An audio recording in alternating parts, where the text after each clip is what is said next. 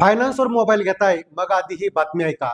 सामान्य माणसाला लुटणाऱ्या छुप्या चार्जेसचा मोठा भांडाफोड झालेला आहे. नमस्कार, आपण पाहत आहात साथी मानवतेचा आणि मी आहे शकील सय्यद. आजची बातमी प्रत्येक मोबाईल वापरणाऱ्या नागरिकासाठी अत्यंत महत्त्वाची आहे.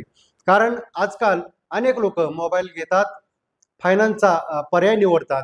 फक्त थोडं डाऊन पेमेंट भरा आणि मोबाईल घरी न्या, अशा आकर्षक ऑफर्स दाखवून लोकांना मोबाईल दिले जातात. परंतु एक हप्ता भरण्यास उशीर झाला तर, फक्त 2 दिवस पैसे भरायला उशीर झाला तर तुमच्यावर हजारो रुपयांचे चार्जेस बसू शकतात. आणि एवढंच नाही तर तुमचा मोबाईल लॉक करण्याची धमकी सुद्धा दिली जाऊ शकते.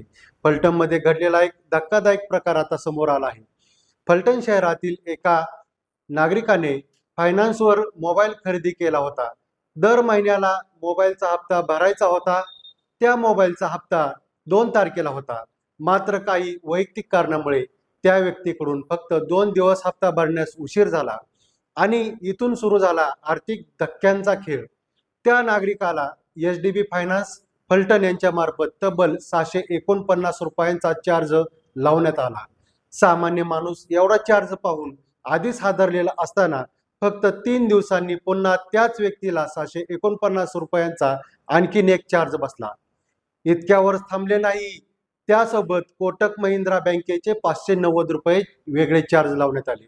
म्हणजे फक्त 2 दिवस हप्ता भरण्यास उशीर झाला म्हणून एका सामान्य नागरिकाकडून तब्बल 1888 रुपये अतिरिक्त वसूल करण्यात आले.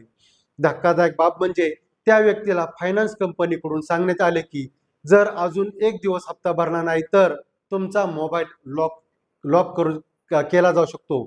आता विचार करा, गरीब आणि मध्यमवर्गीय माणूस कष्ट करून मोबाईल घेतो, घर चालवतो, मुलांचं शिक्षण करतो आणि फक्त 2 दिवस उशीर झाला म्हणून त्याच्यावर हजारो रुपयांचे दंड आणि मोबाईल लॉक करण्याची धमकी.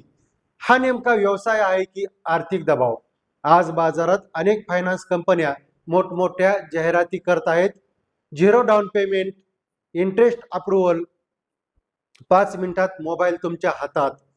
पण हे सांगितलं जात नाही की उशीर झाला तर किती दंड लागणार, कोणते लपवलेले चार्जेस आहेत, बँकेचे वेगळे चार्जेस किती, पेनल्टी किती वेळा लागली जाणार, मोबाईल लॉक करण्याचा अधिकार कोणाला दिला जाणार.